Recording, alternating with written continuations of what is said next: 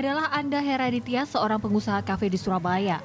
Belum 2 minggu usaha kafenya berjalan, namun sebentar lagi harus terbentur dengan aturan pemerintah tentang PPKM level 3 serentak. Pada aturan PPKM level 3, kafe, resto, dan warung kopi akan diberlakukan jam operasional maksimal pukul 9 malam.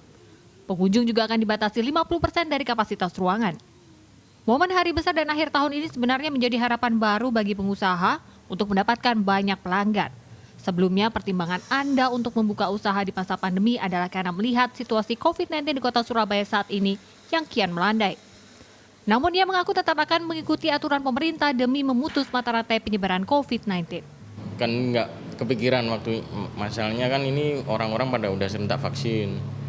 Terus ya emang gimana, masih ngikuti kebijakan pemerintah juga untuk ini pandemik ya.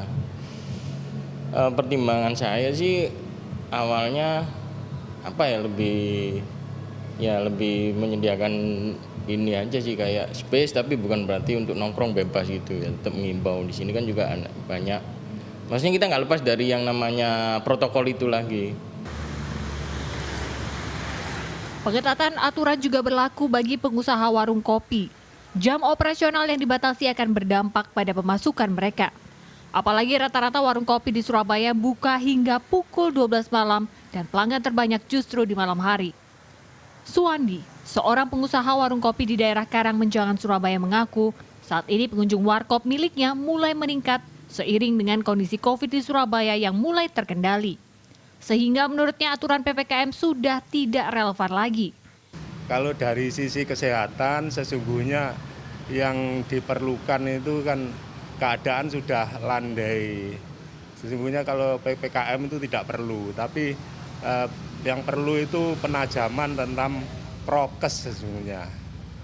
Karena dampak PPKM itu sangat berat terhadap sektor ekonomi. Jika mengacu pada aturan Kementerian Kesehatan Republik Indonesia, saat ini sebagian besar kabupaten kota di Provinsi Jawa Timur menerapkan PPKM level 2. Namun jika pada tanggal 24 Desember 2021 hingga 2 Januari 2022, pemerintah pusat resmi memberlakukan PPKM level 3 serentak, pemerintah Jatim sudah siap dengan pengetatan kegiatan masyarakat. Melalui Satgas COVID-19 Jatim, antisipasi lonjakan kasus positif corona pasca Nataru pun telah disiapkan. Sekarang sudah dipersiapkan untuk pembatasan mobilitas maupun untuk memastikan penegakan protokol kesehatan. Sudah disiapkan ada 262 posko di Jawa Timur dengan personel sebanyak 16.865 yang nantinya itu akan mengawal proses pembatasan yang nantinya akan dilaksanakan ketika kebijakan PPKM level 3 ini sudah diterapkan.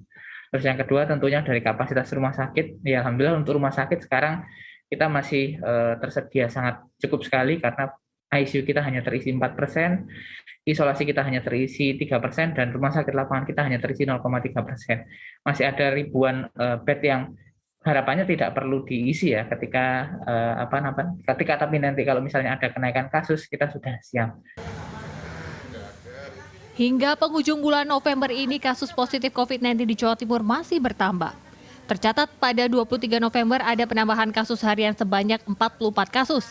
Dengan begitu secara kumulatif kasus COVID-19 di Jatim sudah mencapai 399.181 kasus. Memang dibandingkan Juli lalu penambahan kasus ini tergolong kecil. Namun bukan tidak mungkin kasus bisa melonjak lagi jika masyarakat tidak patuh terhadap protokol kesehatan dan pemerintah tidak serius dalam implementasi kebijakan.